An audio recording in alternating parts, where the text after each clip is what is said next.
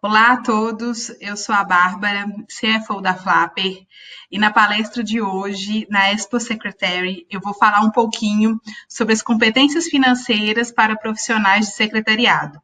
Um tema bastante importante, a gente vem percebendo dentro do mercado um crescimento da multidisciplinaridade desse profissional, né? Ele precisa ter entendimento em diversas áreas, além de atender diversos gerentes e diretores também de diferentes áreas, então esse conhecimento amplo e genérico é super importante.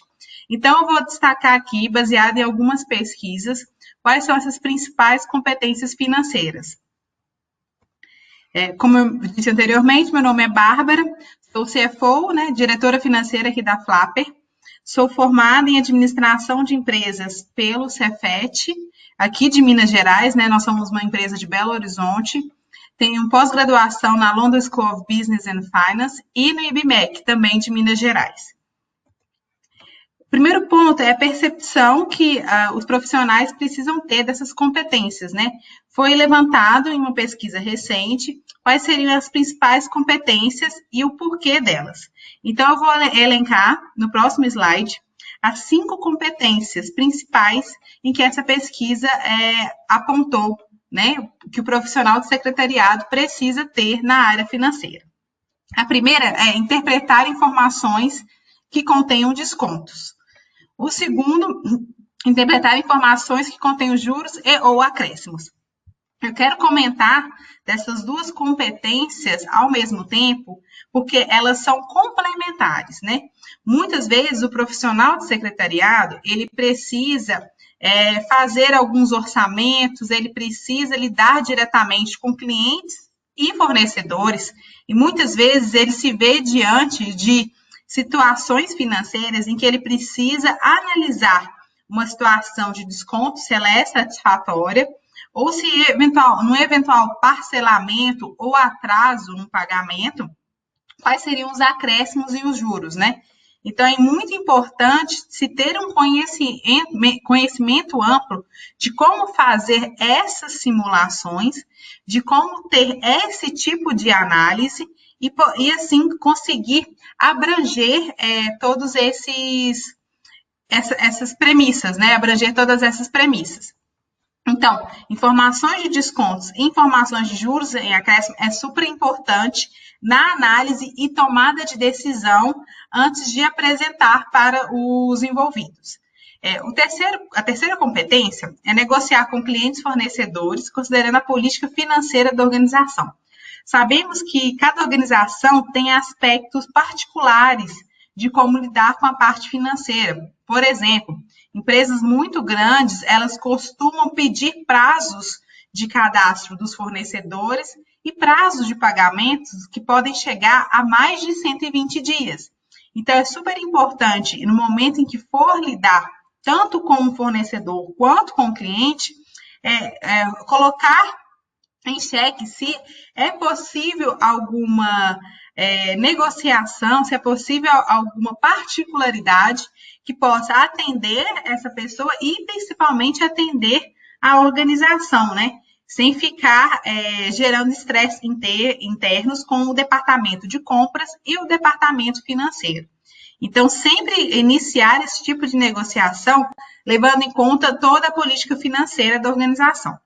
Se você é um profissional de secretariado e está iniciando em uma nova empresa, né, está mudando a sua área, é super importante, ao você adentrar em uma nova empresa, que você conheça não somente a política financeira da organização, mas a política de vendas, a política de compras, né, a política de viagens, que é super importante, para você estar apto a fornecer de maneira assertiva o seu trabalho. A quarta competência, solicitar orçamentos e cotações, né? Muitas empresas já na política pedem que os orçamentos solicitados sejam de 3 a 4 orçamentos para se ter uma comparação de tempo de atendimento e principalmente de valores. Então, saber pedir esse orçamento, saber pedir essa cotação, envolve uma série de fatores. Não é somente você perguntar um preço. envolve a qualidade do material, o atendimento do material, o tempo de entrega, e para você ter a sua demanda realizada com sucesso. Então, não é somente orçamento, não é somente ligar para o fornecedor e pedir preço, né? É entender todo um processo para aquela demanda, para que ela seja atendida da melhor forma. Então, é uma competência financeira que é preciso ter uma organização pessoal para que você consiga atender da melhor forma e que não gere problemas. E a quinta e última competência, dentre as principais competências financeiras para o profissional de secretariado, é a elaboração de relatórios para tomada de decisões, justamente com base nos dados levantados. Esse ponto eu acho ele muito importante, porque é o que diferencia um bom profissional de secretariado do profissional mediano. Porque, como eu falei no início aqui da palestra, o profissional de secretariado, ele precisa ter diversas competências genéricas. E uma das competências que o diferencia é entregar um trabalho com um dado analítico crítico. É ele levantar os dados, saber analisar esses dados e ser um protagonista, digamos assim, na tomada de decisões. Não ser somente um elemento, uma ferramenta. E isso é um diferencial muito grande no mercado atual. A gente vê uma evolução da profissão, uma evolução das necessidades, e você ter esse senso crítico é fundamental. Tendo em base esse senso crítico que eu comentei, eu vou abrir esses fatores das competências, né, para que você consiga, independente da competência, do que te seja exigido, você consiga atender de maneira efetiva. Então, os 3 fatores que compõem são os conceitos, você saber o conceito daquilo que te é demandado, você saber um conceito de juros simples, de juros compostos, de um parcelamento, de um abatimento. Então, por exemplo, muitas empresas, elas pedem compras parceladas e essas compras possuem juros e possuem, dentre as parcelas, um fator amortizador e um fator de juros. Então, você entender muito bem como funciona esse conceito para que você possa fazer contrapropostas, possa oferecer ao seu fornecedor ou ao seu cliente opções que satisfaçam os 2 lados. Então, é muito importante alguns conceitos financeiros básicos serem estudados e entendidos. Um segundo fator é a interpretação dos dados, né? Você tem ali diversas informações e elas, sem terem correlação, elas não significam nada. Então, é entender os conceitos e os correlacionar, para você poder oferecer a melhor interpretação e, oferecendo uma interpretação coesa, você vai para o terceiro fator, que é a aplicação desses dados. Então, você entende o conceito, levanta e interpreta esses dados e consegue aplicar ele no dia a dia.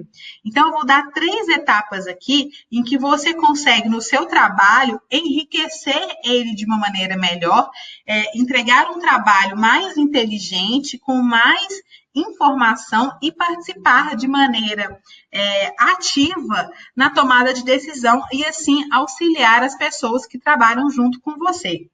Então, o primeiro passo é o entendimento do processo. Como eu falei no início, se você está adentrando numa nova empresa, você está começando a fazer, a entender como é a política, como são os processos, ou se você já está na empresa e não domina muito bem, é primordial que você faça desse entendimento para que seu trabalho seja bem feito. Então, quando você tem entendimento do processo, você coleta os dados, você coleta as informações e você começa a interpretar as informações como elas funcionam no dia a dia. Então, quando você começa esse entendimento do processo, você começa a perceber quais são os dados importantes que você precisa coletar. Porque você tem à disposição inúmeras informações, mas você precisa dentro do entendimento que você faz, dentro da pesquisa interna que você faz, o entendimento da política, você vai saber quais são os dados importantes para você e quais são os dados não tão importantes assim. E muitas vezes você pode buscar por dados em que a empresa ainda não teve atenção. Né? Então, você começa a obter esses dados, começa a analisar eles e começa a fazer todo o processo até chegar na tomada de decisão. Então, você pega os dados, categoriza, agrupa eles e começa a interpretar os dados. E aí, nós vamos para o segundo passo, que é a melhoria da operação.